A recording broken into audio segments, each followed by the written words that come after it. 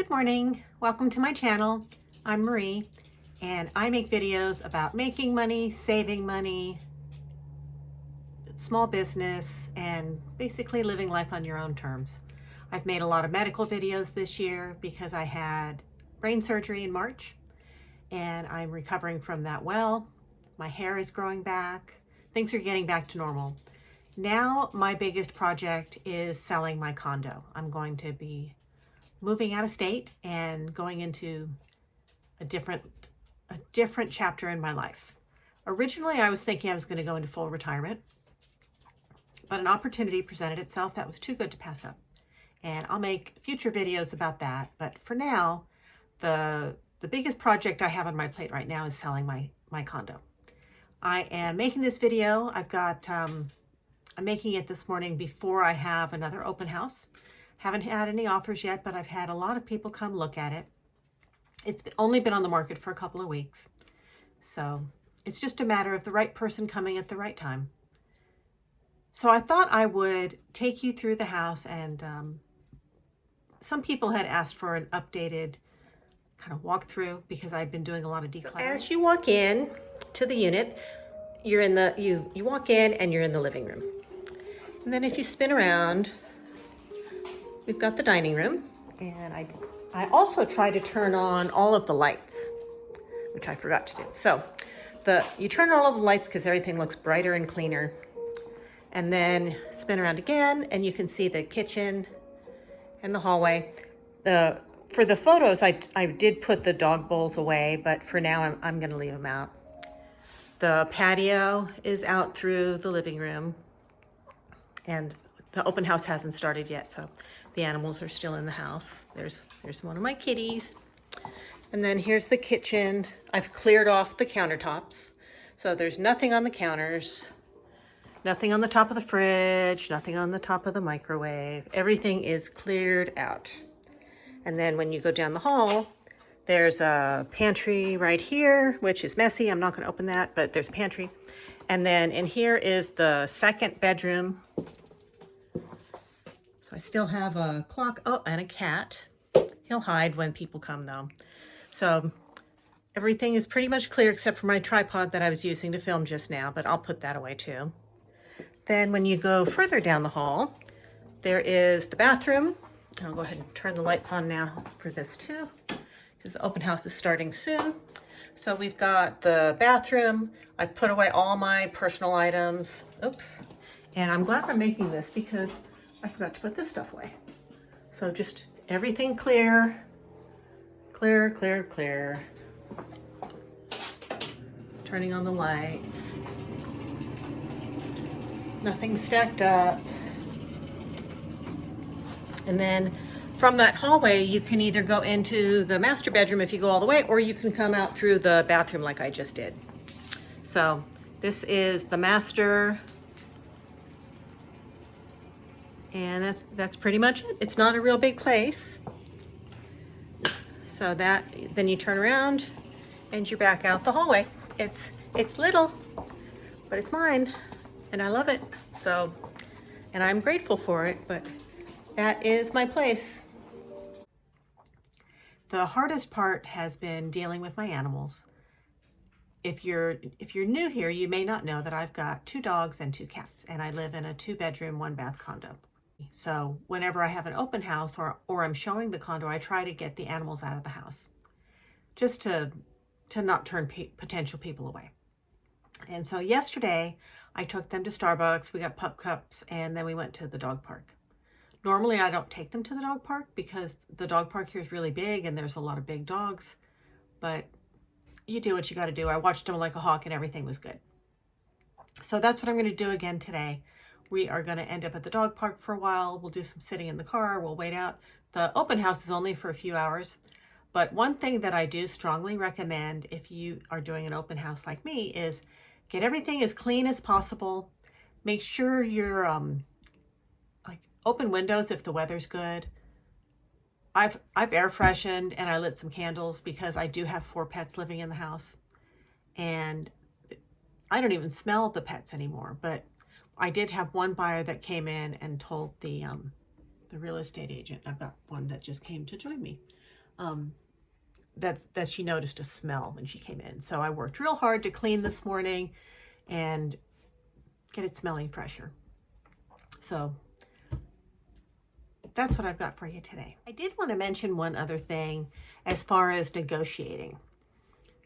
My regular realtor was out sick with COVID yesterday. And so he sent a partner from his real estate firm. And the partner that he sent was very aggressive, not the usual laid back, easygoing, pleasant guy that I have. And he asked a lot of questions that as a former salesperson rubbed me the wrong way. And I wanted to let you know that if you have people asking questions like that of you, you don't have to answer them.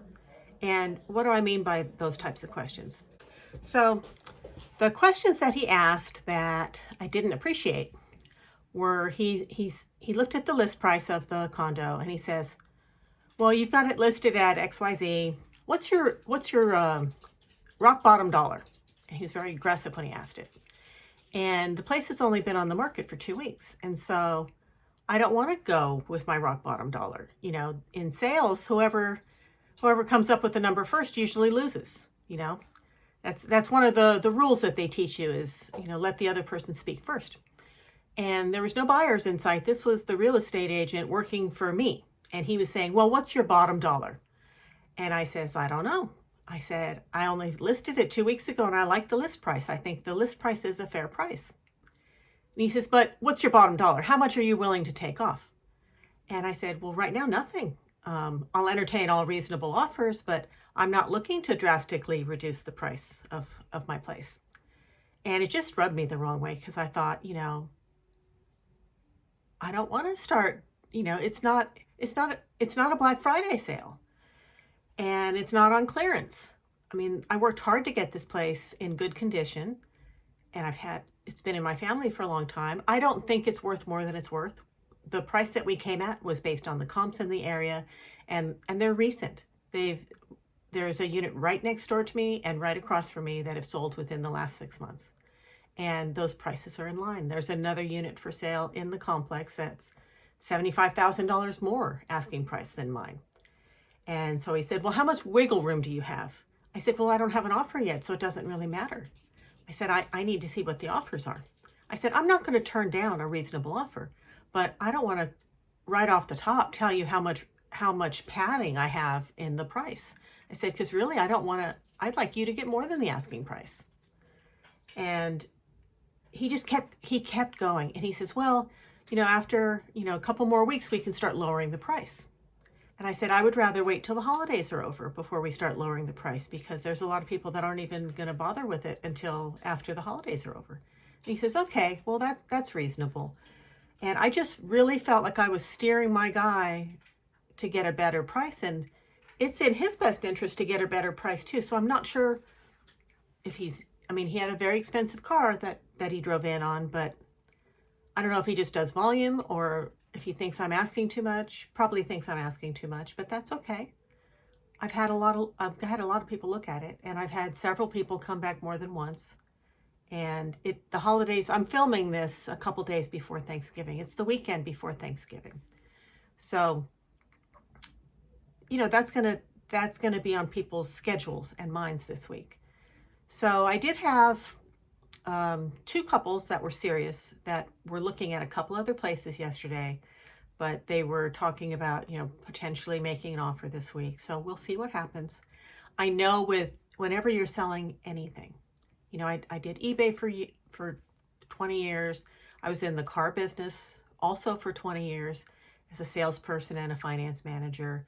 And it's a numbers game. Any type of selling is a numbers game.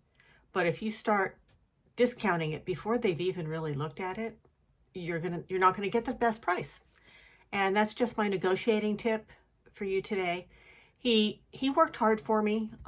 His manner when he, you know, was trying to get me to lower my price before even looking at the place rubbed me the wrong way. But you know, that's sales. Some salespeople are going to rub you the wrong way, and that's just the way it is. If he can, but a lot of those guys will get it done. So I'm letting him do his job. I'm staying out of his hair. he's going to be the same guy coming back today because my guy's still out sick. But we'll see. But with negotiations and selling, my tip for you today, having spent most of my adult life in sales in some capacity, is be patient. Ask for the sale, but you don't have to give up all your information just because they ask. You know, he was also asking me if I had plans, you know, for where I'm going to go next. And I told him I did. I had a place in mind that was contingent on me selling the property. He says, well, how much do you need to buy the next place? And I said, that has no bearing on the value of the home I'm selling. And he said, okay, fair enough. But he really was trying to find out what my magic have to have bottom dollar was. And that's not information that he needs. I need to know what he can get for the place and what the buyers are willing to pay before I start slashing prices and cutting my costs and, you know, giving up tens of thousands of dollars. And I think a lot of times when you're a woman, they will take advantage of you and they'll press harder and be more aggressive because women are not real comfortable with negotiating. But that's not me.